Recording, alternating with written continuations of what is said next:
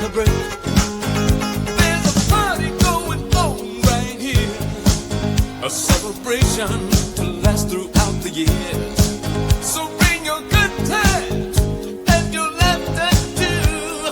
We're gonna celebrate your party with you. Come on now. Celebration. Hello, and welcome to another week of Shine with Curiosity and Encouragement podcast. I really need to update that promo because we are almost at 200,000. I think we'll reach 200,000 this coming week, so I really need to update that promo there. It's amazing. It took us almost a year to get to 100,000, but only what 5 months to get to almost 200,000. So we're doing really well. Getting more subscribers, getting more everything going on, and that's been absolutely awesome. I appreciate everybody out there for your support, kindness. Be sure to like, share, comment, and subscribe on our YouTube and Facebook pages. As always, we are sponsored by Soul Sunshine. If you are an aspiring author out there and you want to make your dreams come true, or if you need help with marketing, formatting, illustrations, anything like that, be sure to check us out at soulsunshine.com. Well, it is December. There's only a few weeks left of 2025. This year went by quick. Man, it went by quick. I can't believe we're already coming to the end of 2025 and it's almost Christmas. It's like, where did the time go? Moving from Colorado to Jacksonville and everything that changed there, enjoying everything that's been going on, having your life change completely and just trying to figure things out has been different, but it definitely makes the time go by quick. I will say that. It's been a rough week. There's been some sad news that I'd gotten this past week that made it hard. So if you're out there and you can send some positive vibes, some prayers, some I don't know voodoo chants, whatever, to make things a little bit more positive. I had some friends do some bad sufferings this week. However, I did release the first episode of Curiosity Tales in beta format, only available to a select few people to get some feedback on it. And it will be coming out later on this coming week, as I do the final edits, get the final score together. I got the voiceovers back, and they sound absolutely fantastic. The animations all come together, so I'm looking forward to sharing all that with you guys. Well, let's bring another amazing author to the stage. This week we have Devon Fulford. Devon has written a few books here, and she's got some more books coming up. She is a Facebook friend, and she has some awesome posts, and she's definitely fun to talk to. So without further ado, let's bring Devon to the stage. Devon, Hi, how you doing today? I'm well, Stephen. I just wanted to say I send you love and positive vibes with whatever you're dealing with, and I'm really sorry to hear you've had some sad news this week. Oh, I appreciate that. I appreciate that. It was actually just before we came on, and I don't want to discuss too much, but a close personal friend lost her daughter last night. Oh my gosh. She reached out to me, and I don't know how to be that person anymore. I mean, I used to be you come to me with your trauma, and I stay with me, and I'll talk to you through it, but over the course of the years, I've just gotten to the point where it's like, oh God, I don't know what to say anymore, and I don't know if I'm saying things that'll help out or hurt. I don't know anymore. So it was a bit of a hit right before, but we talked it out, and I sent her a copy of the Curiosity Tales episode 1, and it made her happy. So at least I can provide that, right? That's wonderful. Oh, so how are you doing today? I'm good. I'm tired and ready for a break and enjoying 60-degree weather in December in Colorado. 60 degrees. That's surprisingly enough. I said this the other day. It got down to 63 here in Jacksonville, and I was like, it's cold. It's Uh-huh. cold. But growing up in Colorado, I mean, we were excited to get those 40 and 50 days, 40 and 50 degree days in the wintertime. Like, yay, global warming. I know, I know. I've spent most of my life in Colorado, and I mean, on the Front Range where I live and have lived most of that time, it's been I've been here for about 30 years, and you get those days. Like, I ride a motorcycle, and I can say I have ridden my motorcycle every month of the year in Colorado, including December and January. But we don't really seem to get snows, big snows, heavy snows, like real winter type weather until usually like February, March. Yeah, that's very true. January can still be kind of warm. Very true. We did get those annoying snows, though, which is one of the reasons why I had to leave Colorado because last year it was every Friday it would snow like an inch. And Oh yeah, right. it was just Yeah, enough to get you like, "Urgh, not another snow day. Like it wouldn't close anything, and it was just cold, yeah. and it would just be like an inch of snow, and it would just grumble your whole day. Like, oh man. Just enough to make the drivers all a little more neurotic than they already are on the Oh, roads here. exactly, exactly. The drivers in Colorado are some of the Oh funniest my. drivers because Mm, Colorado is a melting pot when it comes to mhm, people. You've got people that come from California and Texas, but you also got people that come from California or Kansas and Nebraska, and you mhm. mix them all together, and nobody knows how to drive. And the next thing you know, it's just 2.5 hours to get to work. That's like It's 10 miles awful. away. Yeah, it is. It's really bad. Absolutely agree. So introduce yourself to our viewers and let us know more about you. Sure. Well, I mean, I mentioned I've been in Colorado for a really long time. I went to high school up in Estes Park and then immediately came down to Fort Collins to start my undergrad at CSU, where Nice. I now teach. So it's been pretty cool to come full circle because I didn't do the traditional academic route, just going through school and then immediately going into teaching. I did a lot of other things in the meantime, but I did my undergrad in English and creative writing, actually, and worked in retail and insurance and all kinds of really unfulfilling jobs before I actually thought for a little while that I wanted to be a therapist.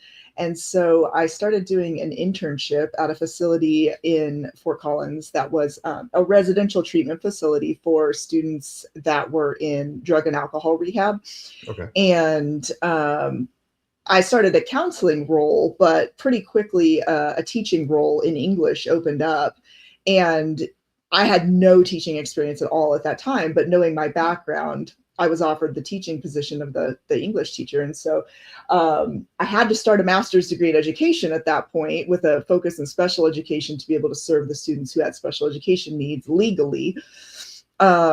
Worked there for several years, and that was really my segue into teaching. I wasn't preparing to teach at all, but I loved it because it was such a nice amalgam of both counseling and teaching, and I could write all my own curriculum. So one example, which was very daunting at the outset, but very quickly I learned that I like being able to do whatever I want in my classrooms. I taught poetry for an entire semester one time, Wow. 1 year, for example, just in like the general education or English education course, just because I could. And the students were really into it because half of them thought they were going to be famous rappers when they grew up, and they really already were into writing rhymes, and poetry Nice. came very naturally for so many of them. Um, did not think that would eventually result in my teaching at the collegiate level, but I'm now an assistant teaching professor at Colorado State in the English department. So yeah, the full circle nature of coming back and actually being able to teach where I did my first degree, it has been pretty cool. When I first started back in 2018, I think there were probably still 8 to 10 faculty in the department who actually were my professors as an undergrad. Wow. And so I think that's a pretty good testament to the community of the English department at CSU, and how much people can really enjoy being there. I mean, not everyone, obviously. I don't want to speak for everyone, but I love teaching there. I love my colleagues, and I really love what I do. Um, I have 2 master's degrees, one in education, as I mentioned. I have a second one in creative writing. I've also completed a doctorate in education. And I'm a poet. So I both teach writing and I do my own writing as well. Right now, I have 4 publications, 3 chapbooks, and a full length collection of poetry. And in 2026, I have a micro chapbook and 2 regular length chapbooks scheduled for publication as well. Very nice. As a poet, do you follow other poets out there at all? Absolutely. Absolutely. Yes. Do you have a favorite poet laureate that was ever? Oh my gosh. That's hard, especially in Colorado. So when I did my creative writing master's, I did it at the University of Denver, and poet Joseph Hutchison was a former poet laureate of Colorado, and he was my thesis advisor. And Oh, I nice. think he actually started his term, and I apologize if I'm not correct on these dates. It was around the time I graduated, he started his term as the poet laureate of Colorado. But he was such an amazing human to work with, and he was so encouraging. At that point, I had some individual poems published, but not a collection. And he was so encouraging and constantly told me, "You're going to be published. You're going to be published," even when I really doubted myself.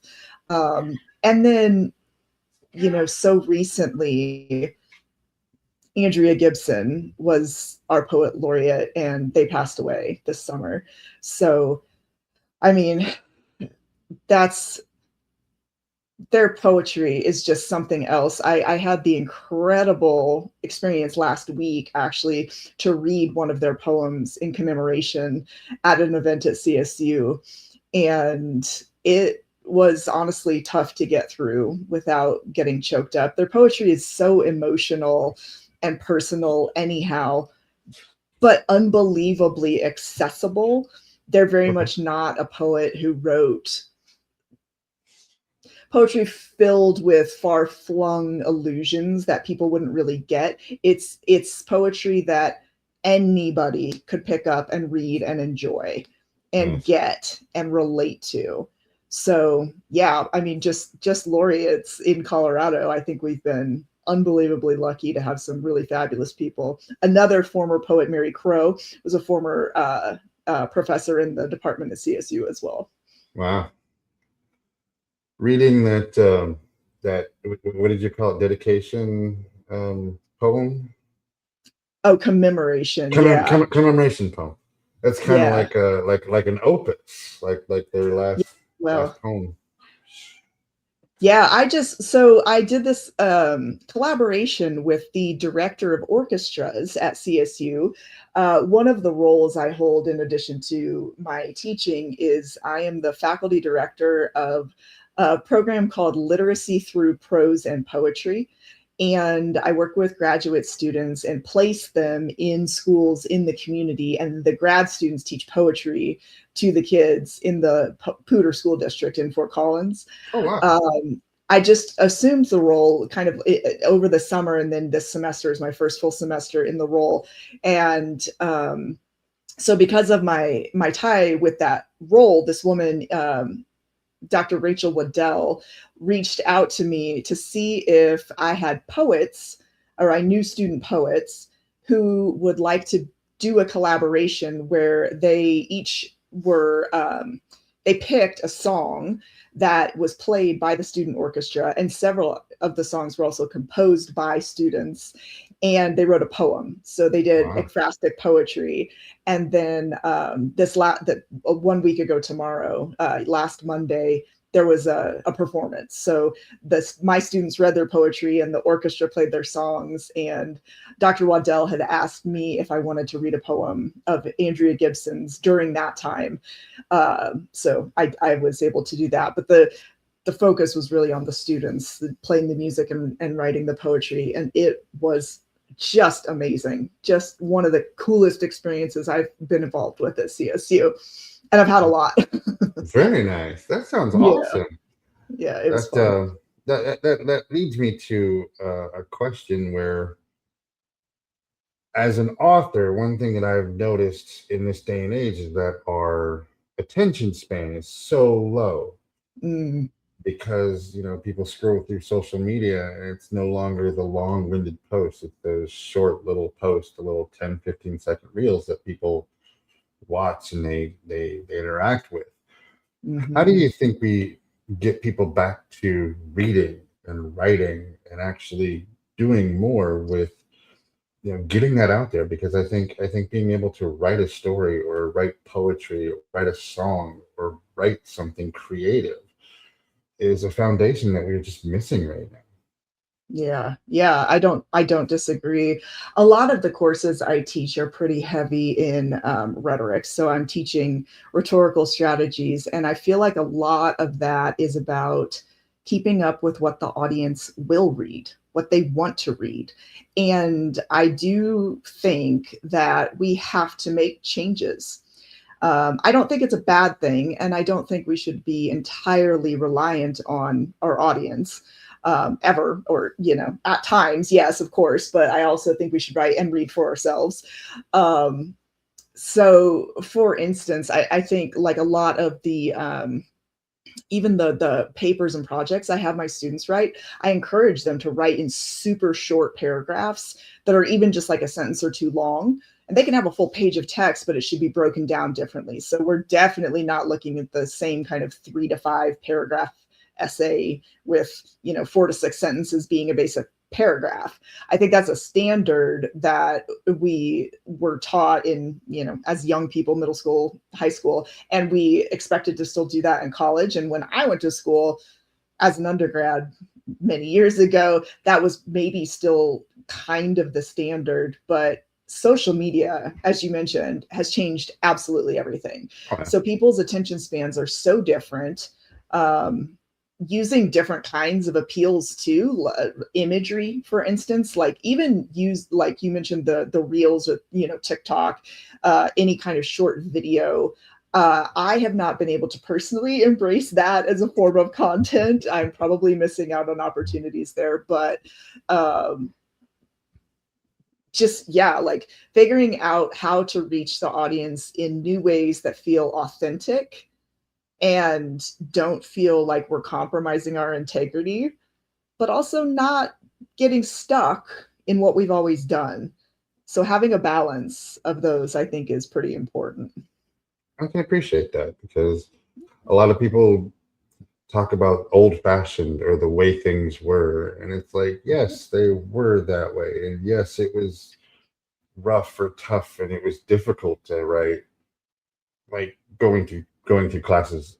I imagine, I'm not sure how old you are, but I'm 47 years old. And English class was exactly that. You had to write a 2 page essay on Moby Dick on what it was about. And we had to actually read Moby Dick.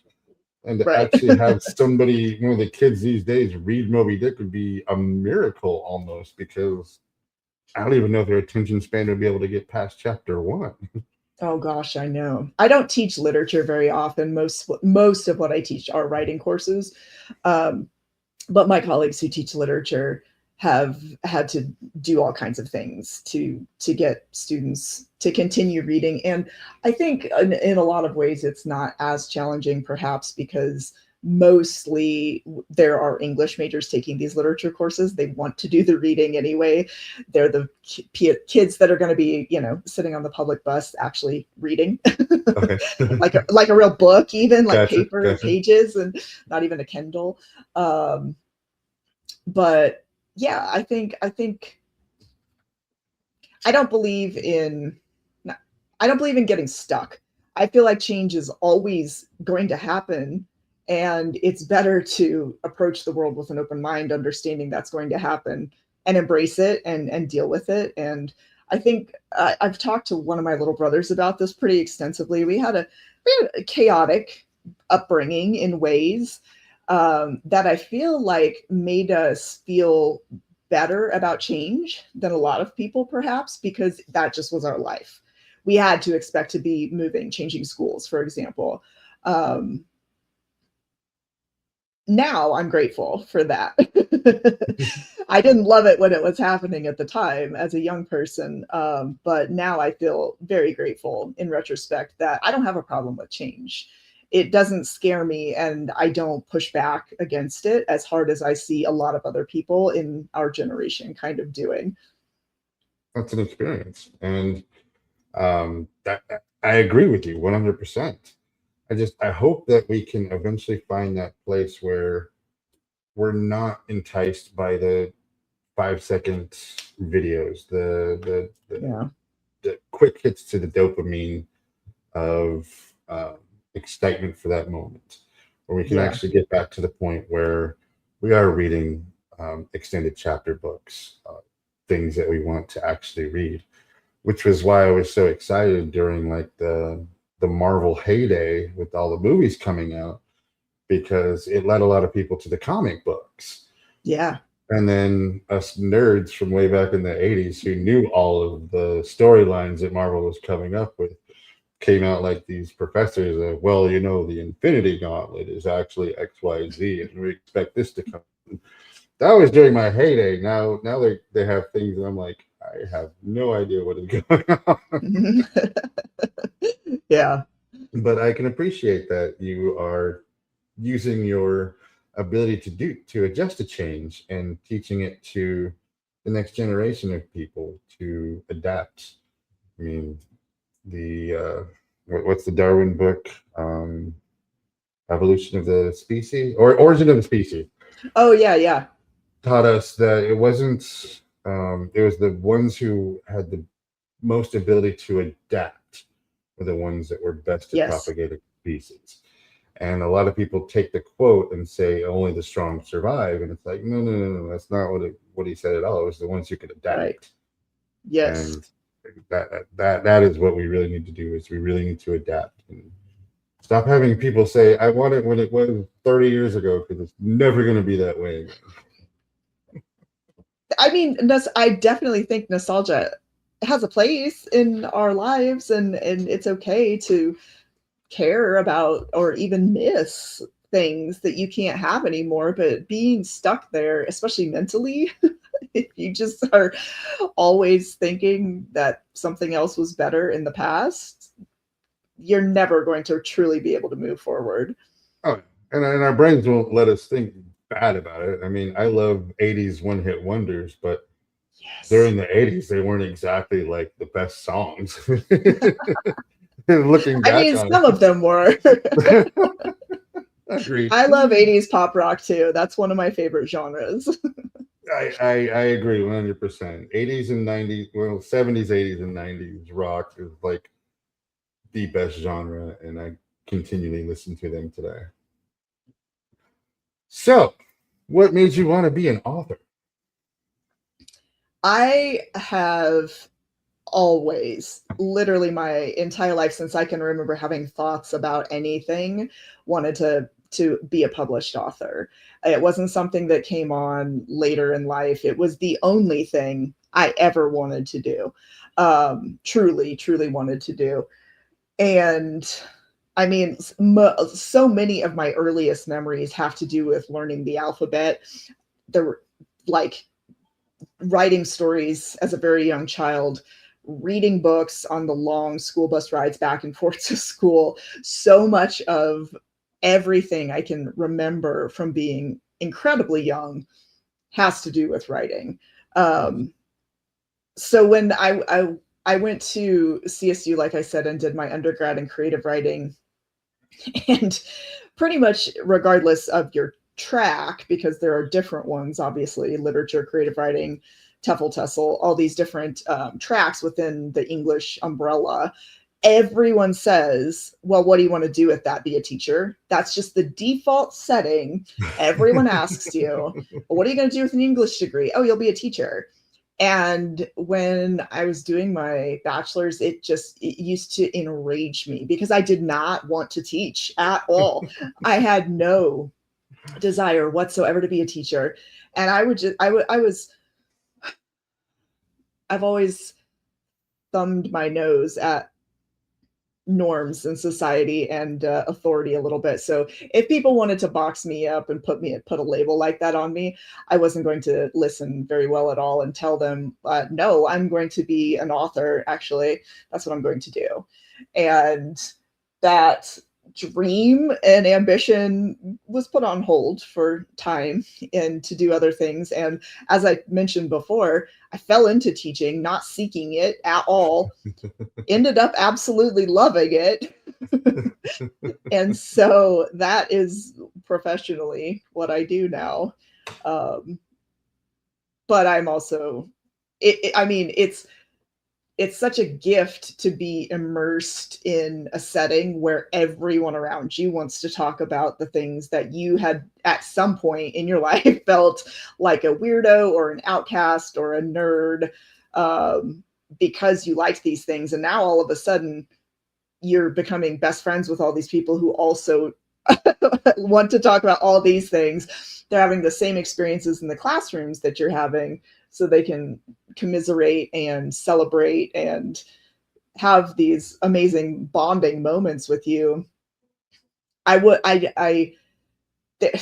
are things about my job that are not perfect, but I am very, very, very grateful to be doing what I do. Very nice. Very nice. Only authors will understand this moment. The very first time you publish, they send you a copy of your book to go over, to look over, to make sure everything's okay. Mm-hmm. When you got that author's copy and you held it for the first time, what thoughts went through your mind? Oh, I cried, just like instant tears. I'm not a crier, and yeah, I have it right here. This is the this was the first one. Nice. This came out in 2021. This is called Southern Atheist, Oh Honey. It was published by Cathexis Northwest Press, and it was kind of one of those dream stories you hear about. I had submitted individual poems to them, and they had accepted them. And then as part of what they did when they published them, I read the poems, and then they kind of did like an audio interview thing. And so I said, these poems are part of a larger chapbook. And after the poems, like a few weeks after the poems were published and all of that was done, they reached out and said, we'd like to see the full manuscript, since Nice. You said these are part of a chapbook, which is, just mind-blowing. Like, nice. This is happening to me. And it took about, I think it was about 5 or 6 weeks before I heard back, after I sent the full manuscript. But I remember everything about where I was and what I was doing and how I felt and like what the weather was and everything when I got the email back that they wanted to publish the manuscript. And yeah, from there, getting that the first copy, it just like the whole thing is, I mean, it was my dream. It was my one dream I've had in life. And I mentioned having a lot of chaos. I think I've never been a person who set a lot of goals for myself. I wing it. I kind of always have. And obviously sometimes that works out just fine, but also not the best plan, not to not have a plan. But that's the one thing that's always been constant for me, was to be a published author and actually have my own book. And yeah, you got me back in my feels right now. It's fun to remember, I don't think about it all that often, but yeah, I mean, now I have a couple of publications and some more forthcoming next year. And it's like, it hasn't waned, the feeling, the like encompassing joy, I guess, is the best way. Oh yeah, no, I know exactly what you're saying. It's a feeling that only authors get, and it's a feeling that they get on their first book, when they can actually tangibly hold that book in their hand. I don't think digital authors get that same authenticity of, oh look, there's a link to my book right now. It's that actual physically holding of the book in your hand for the first time. And you've held many, many books in your hands before this moment, but at this moment, it smells different. It looks different. It feels different.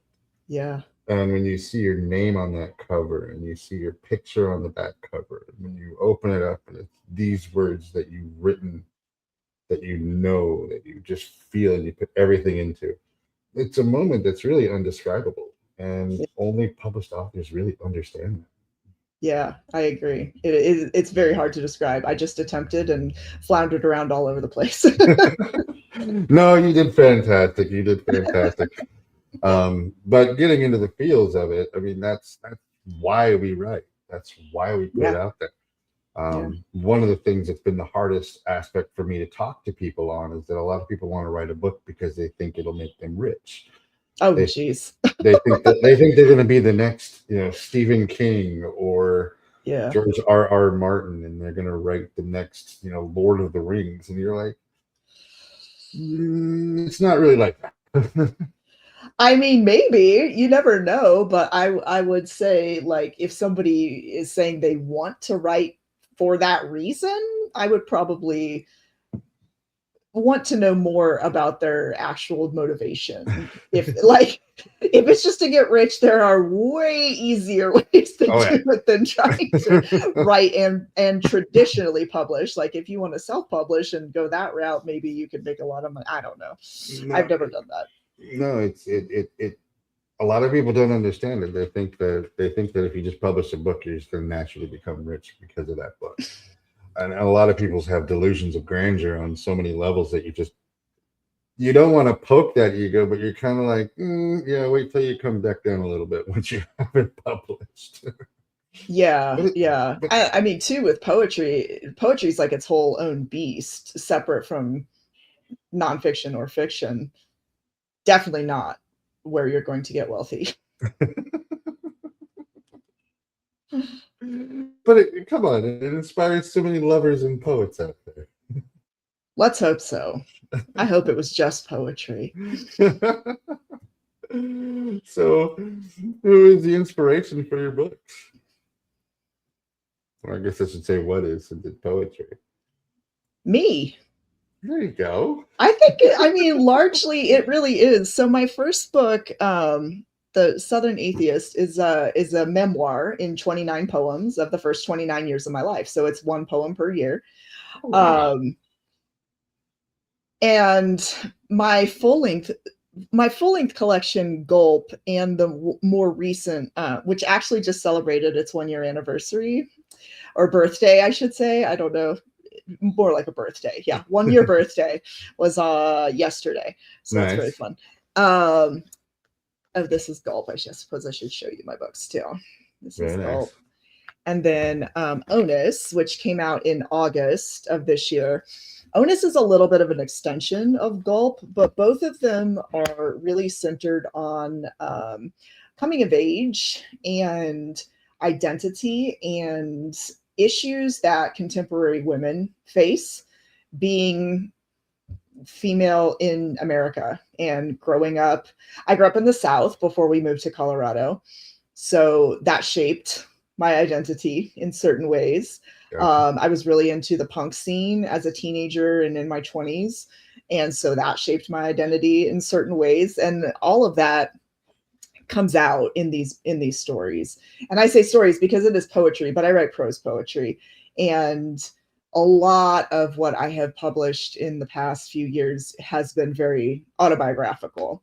I'm working on stuff right now that's not as me-centered. But I think everything in writing, we all pull from our own experiences in some ways, right? Like even Absolutely. fiction comes Absolutely. from things that we know, things that we learn, things that we've experienced or felt. So I would say, yeah, right now, I mean, I dedicated one of these books to little Devon because Nice. that's, I stuff that she needed to know as a little person that she didn't know, that she knows now as a bigger person. I love that thought, that a memoir of poetry, Mhm. because when it comes to memoirs, a lot of people, will quote unquote exaggerate a Oh lot yeah. of things that come from their life. It's not autobiographical where everything is absolutely facts. Here's the facts. I was born May 10th at 7:03 p.m. and then go Right. forward from there. Right. So with memoirs, you can actually add to that. And I love the idea of it being poetry, because if you are a fan of poetry and you are a fan of biographies, you're going to get a lot from it and getting to know you. And you're going to be able to take that reader onto an emotional journey. Wow. That is a brilliant idea. Very cool. Oh, Very thanks. cool. Thank you. Do you use your books in your classroom? Oh, this is a funny one. I don't right now, and it's been an interesting challenge for me to overcome imposter syndrome and feel as though I belong in this new world. I have a lot of confidence in what I do, but at the same time, I don't know. It's art and it's personal and it's pretty raw. I write about some pretty challenging topics. I like to say that I like to tackle topics that would make us squirm when we talk about them. And I do. I talk about some pretty hard stuff at times in my writing and in my classes. In fact, I taught a poetry class a couple years ago, and the students didn't learn until the very end of the semester that I had a published poetry book. I just had the one at the time, and they were so mad that I didn't tell them sooner. And one of them even said, "You didn't think that maybe we would take you more seriously if we knew you had a published book?"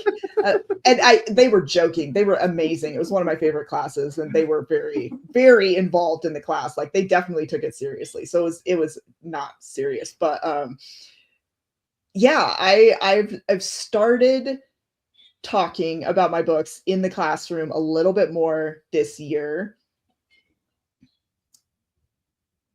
But that's, yeah, it's a look. I've also been able to do some really great readings this year in Fort Collins, where CSU is located, and putting that out in front of the students has helped open the door a little bit, because I've had students come to all of my readings, and so now they know a little bit more about that side of me. Very nice. I know exactly what you mean by imposter syndrome, and it is a very difficult thing to overcome. What did it for me was that if I can just affect one person, if one person buys my book, then I am considered a published author and professional author, because somebody actually paid for my book. Mm-hmm. And that has gone a long way for me. I may not sell 1 million copies, I may not sell 1,000 copies, but if I can sell one copy, mm-hmm. it is puts me into that world. It puts me into that life. It puts me into that title.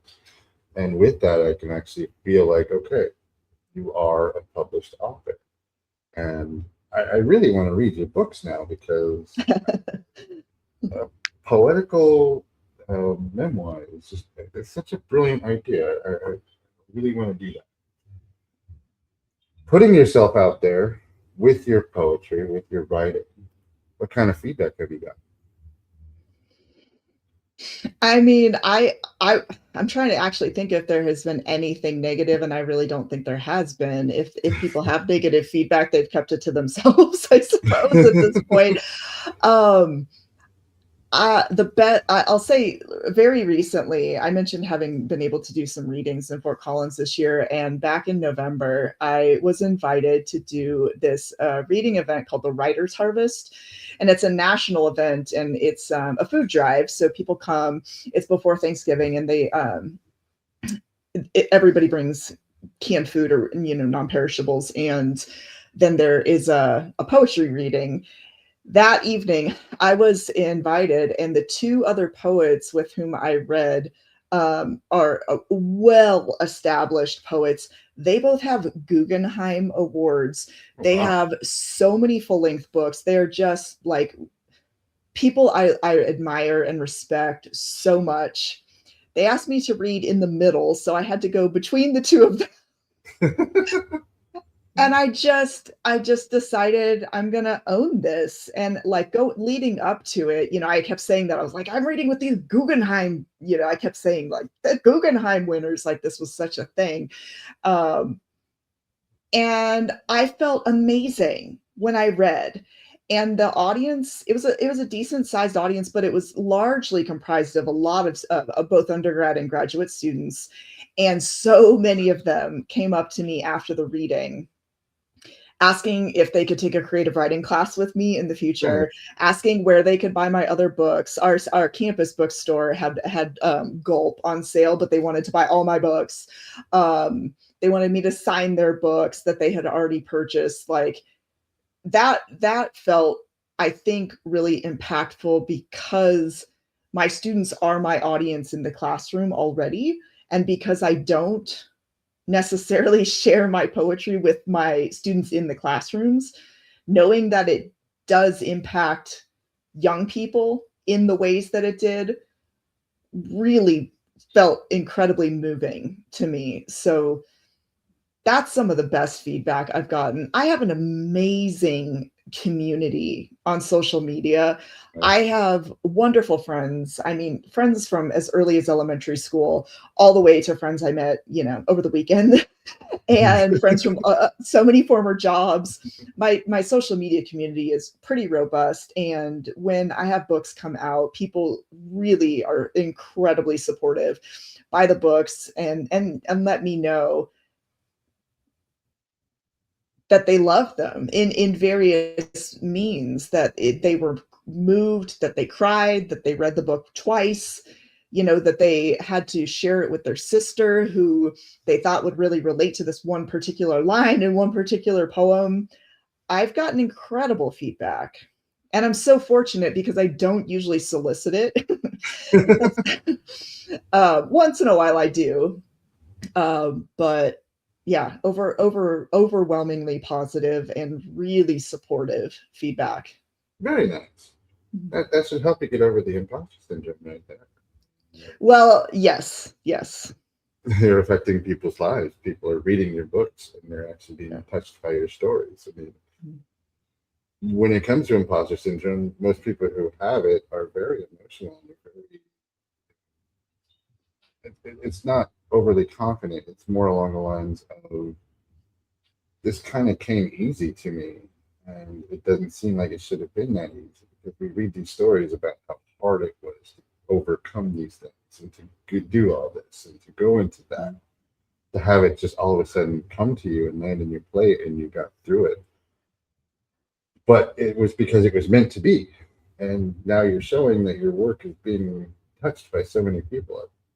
Don't let imposter syndrome ever stop you. I won't. Actually, I don't do New Year's resolutions, but I do. I set solstice intentions, and I leave something in the year that we just had, and intentionally leave it behind, and then take something forward with intention into the new year. So that's coming up in a week from today. And actually, my intention last year that I left in 2024 was imposter syndrome. So all of 2025 has me been functioning on the other side of that for the first time. So Good for you. That feels pretty cool. So winter solstice, then I take it? Do you also do one for summer solstice, or you just do the winter? Just the winter, just the once a year. Yeah, one of my best friends has a solstice gathering every year, with a lot of food and a lot of rituals, and part of it is both leaving and setting intentions, and that's my favorite thing to do. I've been thinking about what I'm going to do this year for weeks, and I'm still not entirely sure. Sometimes I don't even know until I get there, and it's like, okay, that's the thing. Very nice. You ruined one of the questions coming up. I know. I'm sorry. It's all good. It's all good. So you got me thinking earlier. That's good, though. That's good. The point of this is to just let free flow go on. So I'll figure out a way to bring that back. Where do you want to take your story? Do you want to stay in the poetry and the prose? Do you want to go to a novelization? Do you want to just take anywhere? I love what I'm doing. I do love writing poetry, writing the type of poetry that I write. But like I said, I'm already kind of moving in a new direction where the things that I've started writing are less autobiographical. I'm dabbling in eco poetry, which I have massive respect for people who write it well. I do not.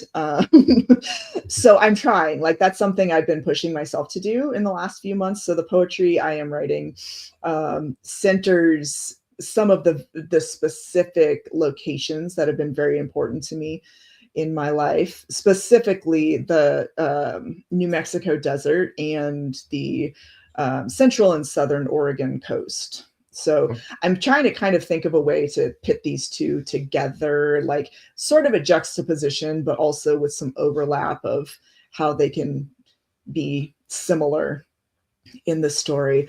I also have decided very recently that I want to pitch an article about my autoimmune disorder. I have a really rare autoimmune disorder, and my journey with it over the last few years has been very challenging and weird, and hopefully interesting enough to a broad enough audience that somebody will want to publish this article that I've started comprising mostly in my head. I have a little bit of an outline. I've been playing with titles, which I usually do last, but in the pitches that I want to make, you have to have a possible title for the piece. So I've been playing with that, and yeah, so that might be on the horizon. We'll see how that goes. Well, to keep me updated on that, I'd love to read that.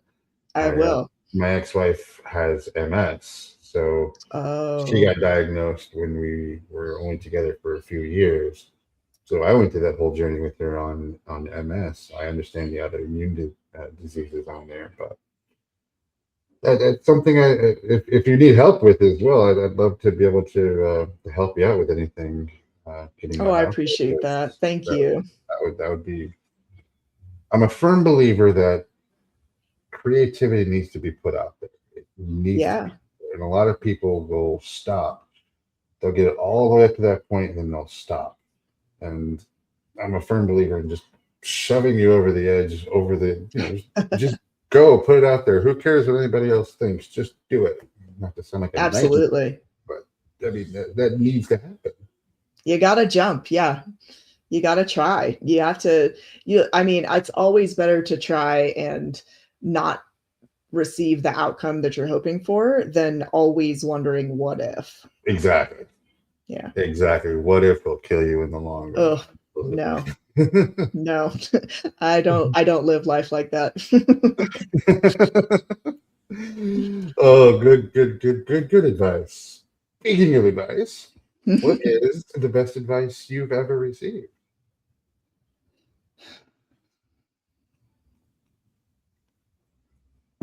That's so hard. I've received so much good advice, I think, in my life. I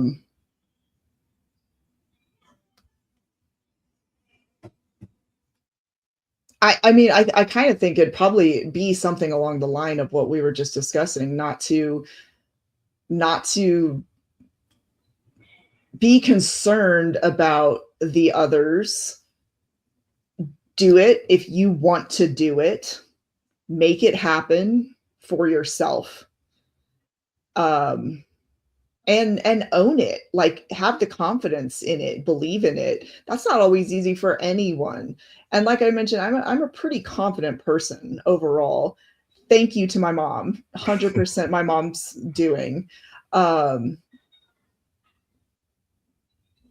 But everyone questions themselves and doubts themselves and falters. But I think also surrounding yourself with supportive people, unbelievably important. Oh, absolutely.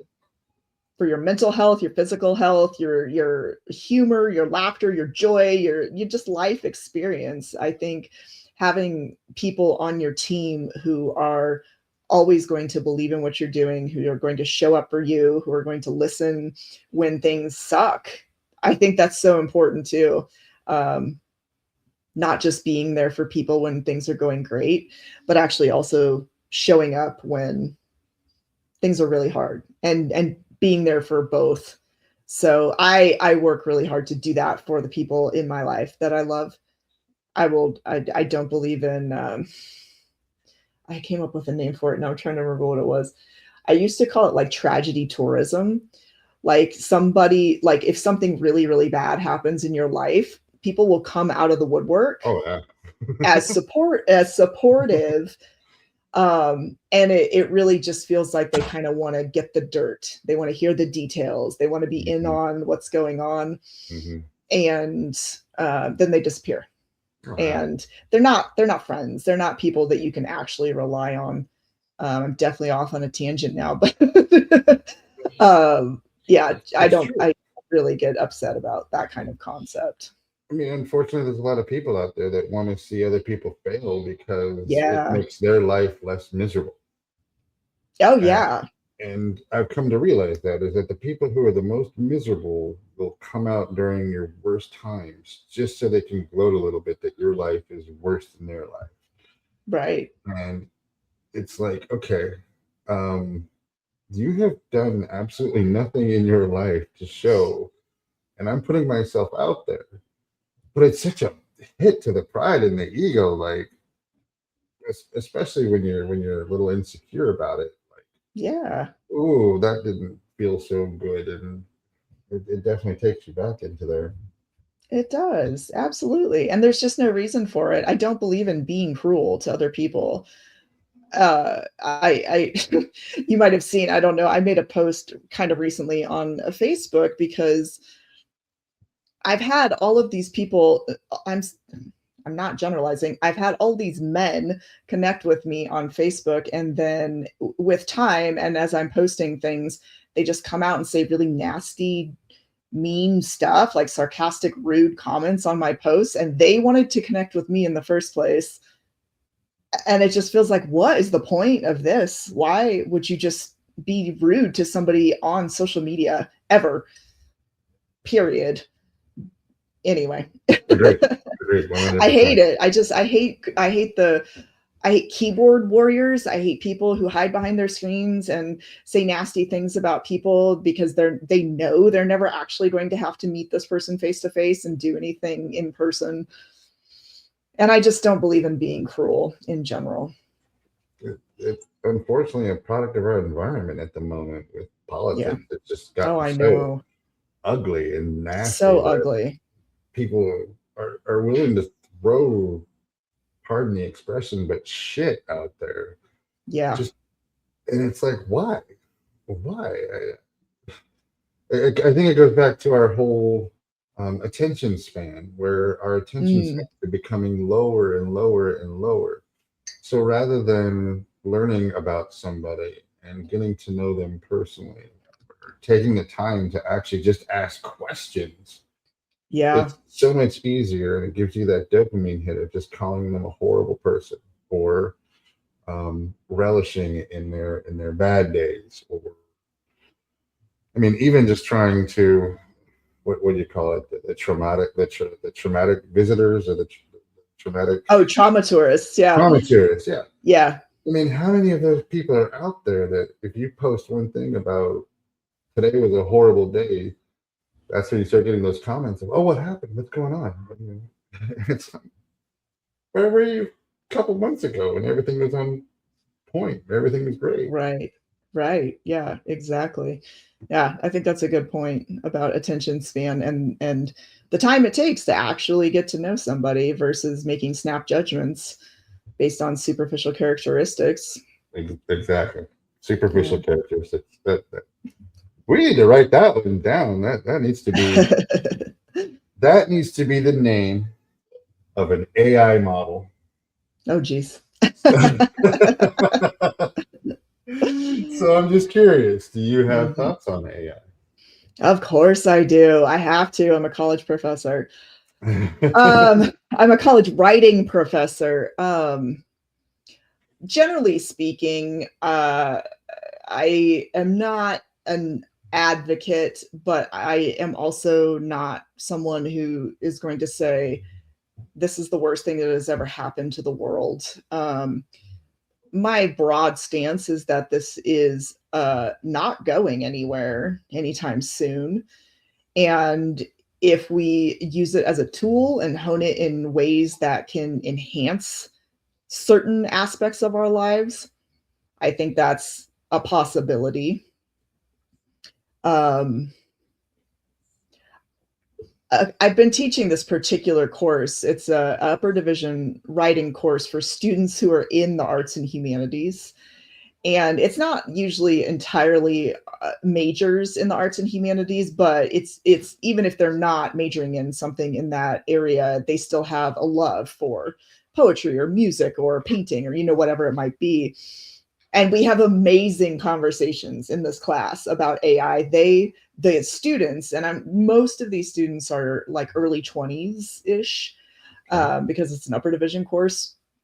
They are vehemently against the use of AI for writing, for art creation, for music, for theater. My class this semester taught me about this AI actress that a bunch of major studios were having a bidding war about this actress that wasn't even real. And they had just used a composite. I didn't know anything about this. They told me all of these things and taught me about it. So, yeah, it's such a hot topic at the university level, obviously, but there's just constantly workshops and professional development and this session and the grant money if you want to start talking about it in this course and all kinds of different stuff. And honestly, I'm a little bit sick of the topic at this point, given my job, and I kind of would rather it just not exist, but I know that's not realistic, and I tend to be fairly realistic despite being an artist. For me personally, I use it as a tool. And Yeah. when I say use it as a tool, I went to school for computer animation, and this was 25 years ago. Mm-hmm. And the whole industry has changed. Well, I wrote a children's book, and I illustrated it myself, and I wanted to turn it into an animation. Like, that was my dream, is to turn it into an animation. And everybody I went to, the cost to do animation on one book was in excess of between $5,000 and $30,000 for like 5 minutes worth of animation. Oh my gosh! And I'm like, I cannot afford that. So when it comes to AI, I put my characters into the AI, put my creativity into it, describe them to a T, and I've gone back and forth with how they're supposed to look, what the qualities of them are. And I created this animation from them. And the same feeling that I got when I held my book for the first time is the same feeling I got when I saw, you can see curiosity and encouragement back there. Those are my characters. When I saw them animated for the first time, I had the exact same feeling. I cried when I saw them actually come to life. And over the course of the last 6 months, I've actually turned it into an animated series where I've done everything for it. But I've had people come out and help me with the original song for the opening. They're also helping me out with the score, and then voiceovers. I've gotten professional voiceovers for it and put it all together, and it sounds amazing. And it was all done animation wise with AI, but it was my input and my feelings and me going over it and being meticulous with it. And I feel like AI is very good for that. Unfortunately, AI has been taken over by the same guys who comment on your post the horrible stuff. They're taking AI into that direction, and it's like, oh, can we have better people putting programming into it, please? Yeah. Ugh. Yes, unfortunately, that is the number one aspect of AI, is people using it for the wrong reasons. Oh yeah, people using it for reasons that I never would have even had fathomed if you just told me about it a couple years ago. We're just waiting for that whole cybernet thing, right? Yeah, right. Yeah. We all saw Terminator. Yep. So We're coming to the end of the show here, and this has been a fantastic conversation. I am so glad that you brought up resolutions, and you don't do resolutions, you do solstice, and Mhm. that is absolutely really cool. And I hope you make a post about your solstice and what you're leaving behind and what you're going forward with. I do Yeah. make resolutions, and this past January, for this year, I made resolutions to have more gratitude. So I want to ask you, what do you have gratitude for? I love this question. Everything.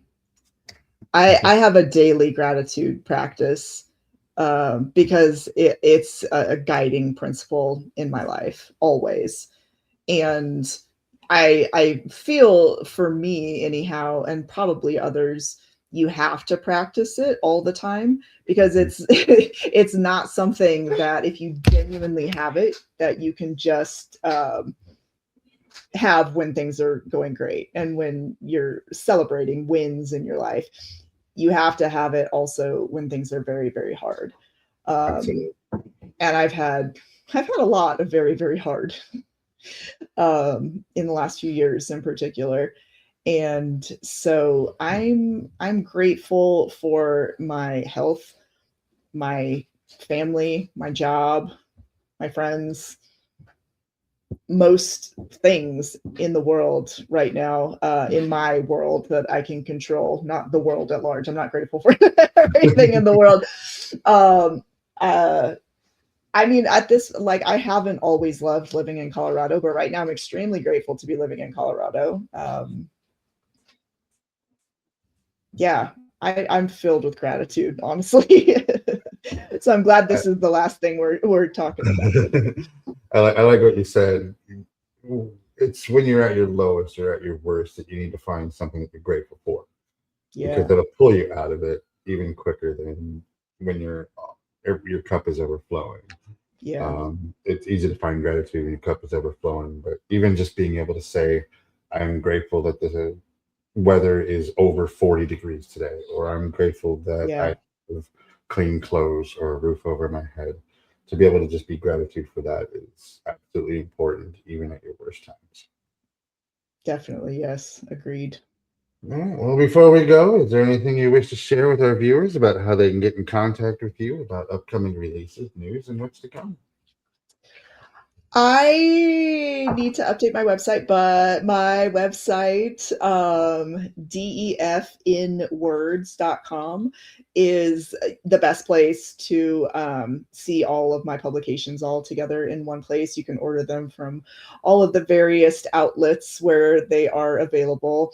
You can also connect with me on Facebook and Instagram. My social media is a fine place for anyone who wants to learn more about my books and what's coming out in the next year. If you're going to be at AWP in Baltimore in March, I'll be there. You connect with me, come say hi. I will actually be working at a booth for roadside press for at least part of the conference and doing a couple readings and then just going to as many workshops as I possibly can. So Right. it'll be a great time. But yeah, I'm very available on the internet, so there's a lot of avenues to I connect with me if I you concur like. with you. That's how I found you. That's how we Yep. connected, and that's how we got to you being on the show. So I definitely agree with that. If you want to reach out to Devon, her website is listed on YouTube on this page as well as the Facebook pages. Devon, I want to thank you for coming on to Shine with Curiosity and Encouragement. You have been a fantastic guest. Is there anything you wish to say before we leave? Thank you so much. This has been a wonderful hour to just chat, and I really appreciate the opportunity. So thank you. You're most certainly very welcome. I always love hearing authors and their stories about how they came to be, where they're going. I appreciate people who are willing to put themselves out there Oh, and yeah. and have their creativity and have their dreams shared with everybody, and to be able to do that. That's why I love this platform, and that's why I love bringing on authors. Well, you're doing a heck of a job. Keep it up. No, I appreciate that. Thank you very much. You're welcome. Hang out in the green room while I open up the show and we'll talk for a few moments. Sounds good. That was fun. I love meeting new authors, and the idea of having a poetry well, I said it 4 times, and now that I'm ending the show, I can't even think of it. Memoir, a poetry memoir is absolutely cool, man. That is a cool thing to do, and I'm gonna have to check out her books. Well, I want to thank you all for sharing your Sunday evening with me here on Shine with Curiosity and Encouragement. We are live every Sunday at 6 p.m. Eastern, 5 p.m. Central, 4 p.m. Mountain, 3 p.m. Pacific. Be sure to check us out next week. I hope everybody's having a wonderful and safe holiday season, and we will see you guys next week with another episode of Shine with Curiosity and Encouragement podcast. Have a wonderful week. Ever dreamed of seeing your name on the cover of a book? As a book publisher, we understand the challenges of self-publishing. If you're lost in the process, wondering about illustrators, book coaches, or formatting issues, worry not. At Soul Sunshine, we're here to guide you. Let's turn your dream into reality. Contact us to get started.